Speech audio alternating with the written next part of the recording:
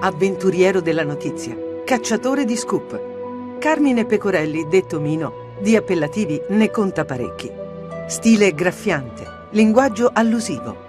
Il suo modo di fare giornalismo appare ad alcuni fin troppo spregiudicato. Impersonava secondo me il vero giornalista, un giornalista di razza, insomma, devo dire. Molisano, laureato in diritto fallimentare, più che dagli studi legali, Pecorelli è attratto dalle redazioni giornalistiche che frequenta dalla fine degli anni 60.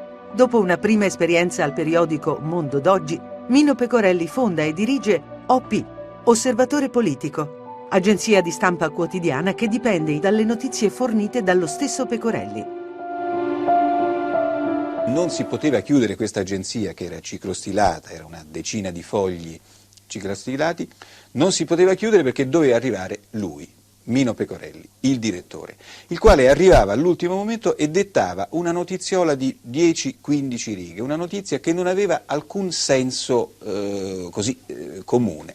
Per esempio, 2 alti funzionari dei servizi segreti sono stati visti, anzi non servizi segreti, 2 alte personalità delle forze armate sono state viste ieri sera a Piazza del Popolo discutere con un importante personaggio del nord. Si sono lasciati prendendo un aperitivo, punto. Questa notizia era l'unica cosa importante dell'agenzia quel giorno. Chi lo considerava un giornalista ricattatore, ecco, Mino poteva essere considerato un ricattatore se al posto di una notizia la barattava con un'altra ancora più interessante, ma non l'ha fatto mai per soldi. Era la continua ricerca delle notizie. Tutti i suoi articoli erano proprio per combattere queste cose che non andavano nell'Italia nostra, tant'è vero che si sono verificate nel tempo. Tutto quello che lui ha denunciato mi pare che col trascorrere degli anni sia venuto fuori. Retroscena dai palazzi della politica, dagli ambienti delle forze armate e dei servizi segreti, vicende di corruzione e malaffare trovano su OP puntuale risalto. Ma quali sono le fonti di Pecorelli? La sua tecnica, una volta lo ha raccontato, lo ha detto, è la tecnica del pesce grande che mangia il pesce piccolo. Ecco, questa è la tecnica dell'investigatore. Molto veloce, molto acuto, pronto a balzare sulla preda, ovvero sia sulla notizia giornalistica, e a usarla immediatamente, a divorarla. Lui andava alle fonti, e le fonti erano i magistrati, erano gli uomini politici, erano i rappresentanti della pubblica amministrazione. Nelle agende del direttore di OP spuntano nomi di primissimo piano. Ufficiali delle forze dell'ordine, uomini politici, manager di grandi aziende pubbliche e private. Pecorelli è amico del colonnello Antonio Varisco e dell'ex capo del SID Vito Miceli. Ha contatti con magistrati del livello di Domenico Sica e con importanti funzionari dello Stato come Federico Umberto D'Amato, direttore dell'ufficio affari riservati del Viminale. Tra le sue conoscenze anche Licio Gelli, capo della loggia P2, alla quale è iscritto lo stesso Pecorelli. Tutti rapporti di notevole spessore che diventano più stretti quando decide di trasformare la sua agenzia di stampa in un settimanale. Così scrive nel suo primo editoriale.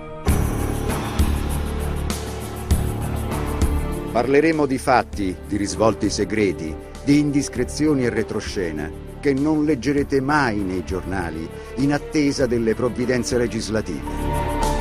OP è in edicola il 20 marzo 1978, 4 giorni dopo la strage di Via Fani e il sequestro di Aldo Moro. Il Presidente della Repubblica, Giovanni Leone, si è dimesso. Mancavano 6 mesi alla scadenza del mandato. Questo è il fatto più clamoroso della tarda mattinata. Poco dopo le 13, l'onorevole Paietta alle Botteghe Oscure anticipa che la direzione comunista aveva deciso di chiedere le dimissioni del Presidente della Repubblica. Secondo i comunisti le dimissioni appaiono necessarie per dissipare ombre e stroncare speculazioni sulla più alta carica della Repubblica e per garantire stabilità e corretto funzionamento alle istituzioni democratiche. Nel momento in cui la campagna diffamatoria sembra aver intaccato la fiducia delle forze politiche, la mia scelta non poteva essere che questa. Credo tuttavia che oggi abbia io il dovere di dirvi, e voi come cittadini italiani abbiate il diritto di essere da me rassicurati, che per 6 anni e mezzo avete avuto come Presidente della Repubblica un uomo onesto, che ritiene aver servito il Paese con correttezza costituzionale e con dignità morale. Roma, 20 marzo 1979. Sono da poco passate le 20:30 quando Mino Pecorelli viene ucciso a bordo della sua auto con 4 proiettili. 2 di marca Gévélot, difficili da trovare anche sul mercato clandestino. Nessun testimone ha assistito alla scena. Nessuna rivendicazione è ritenuta attendibile. In casa del giornalista e nella redazione di OP, gli inquirenti trovano dossier classificati segretissimi e documenti sensibili. In via Orazio, la scena del crimine si riempie di forze dell'ordine e investigatori. L'inchiesta, affidata ai sostituti procuratori Eugenio Mauro e Domenico Sica, si presenta difficile. La stessa attività a tutto campo di Pecorelli estende non poco il ventaglio dei moventi. Quale segreto si è rivelato fatale per il direttore di OP? Era l'epoca in cui c'erano le Brigate Rosse che impazzavano, in cui c'erano gli attentati che venivano da destra, che venivano da sinistra, il caso Leone, la P2, insomma erano momenti veramente tragici per le nostre istituzioni. Dalle Brigate Rosse agli scandali Petroli e Italcasse, al golpe borghese, i colpi sparati in via Orazio possono provenire da più parti. Per 2 anni le indagini ristagnano, poi improvvisamente accelerano. 17 marzo 1981. La scoperta delle liste della P2 apre scenari importanti anche per il delitto Pecorelli, in cui vengono coinvolti con responsabilità crescenti Licio Gelli e l'ex colonnello del SID Antonio Vietzer. Il contesto in cui matura l'incriminazione è il possesso da parte di Pecorelli di documenti scottanti. Alcuni sono di provenienza dei servizi segreti, come il cosiddetto dossier Cominform, redatto dal controspionaggio italiano, che indica nel capo della P2 una spia doppio giochista al soldo dei paesi dell'est. 27 novembre 1981. La scoperta di un deposito di armi della banda della Magliana, nascosto in un magazzino del Ministero della Sanità, porta al rinvenimento di proiettili Gévélot, dello stesso lotto di quelli esplosi contro Pecorelli. 15 ottobre 1982. Un terrorista neofascista, Walter Sordi, diventato collaboratore di giustizia, indica nell'esponente dei NAR, Giuseppe Valerio Fioravanti, l'esecutore del delitto Pecorelli, su commissione di Licio Gelli. Poco dopo, un altro collaboratore, Cristiano Fioravanti, fratello di Giusva, aggiunge alla lista dei killer il nome di Massimo Carminati. L'individuazione di mandanti, esecutori e movente sembra portare l'inchiesta sull'omicidio di Mino Pecorelli ad una svolta decisiva. –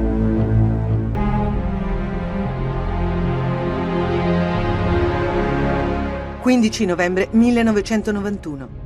L'istruttoria per il delitto Pecorelli si conclude con l'archiviazione. Prosciolti da ogni accusa Gelli, Vietzer, Carminati, Valerio e Cristiano Fioravanti. Punto e a capo. L'omicidio del direttore di OP sembra avviato ad ampliare l'elenco dei misteri italiani, ma un colpo di scena riapre il caso. Estate 1992. Tommaso Buscetta, il superpentito di Cosa Nostra, rivela ai giudici che il delitto Pecorelli è stato commesso nell'interesse del senatore Giulio Andreotti, tramite i cugini Salvo di Salemi e i boss mafiosi Stefano Bontade e Gaetano Badalamenti, che hanno affidato l'incarico al loro referente romano, Pippo Calò. Così Buscetta spiega il movente dell'omicidio. Secondo quanto mi disse Badalamenti, sembra che Pecorelli stesse appurando cose politiche collegate al sequestro Moro.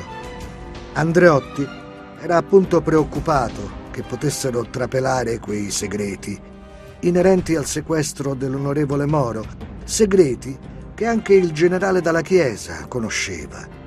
Pecorelli e Dalla Chiesa sono infatti cose che si intrecciano fra loro. L'inchiesta entra in una fase cruciale. 9 giugno 1993. La Procura di Roma chiede al Senato l'autorizzazione a procedere contro il senatore Giulio Andreotti, accusato di essere il mandante dell'omicidio Pecorelli. 29 giugno. Il Senato concede l'autorizzazione. Per lo stesso reato è indagato anche il magistrato Claudio Vitalone. 11 aprile 1996. Si apre a Perugia il processo che vede imputati, oltre Andreotti e Vitalone, i boss mafiosi Gaetano Badalamenti e Pippo Calò e i presunti esecutori del delitto, Massimo Carminati e Michelangelo La Barbera. 24 settembre 1999, dopo 162 udienze e 1200 giorni di dibattimento, arriva la sentenza. La Corte d'Assise assolve tutti gli imputati per non avere commesso il fatto. Ma non finisce qui. 3 anni dopo la Corte d'Appello smentisce la sentenza di primo grado e condanna Andreotti e Badalamenti a 24 anni di carcere, assolvendo gli altri accusati. Ma nemmeno questo verdetto è conclusivo. Il 30 ottobre 2003 la Corte di Cassazione annulla la sentenza di appello e proscioglie Andreotti e Badalamenti da ogni accusa. Il delitto Pecorelli resta un caso irrisolto.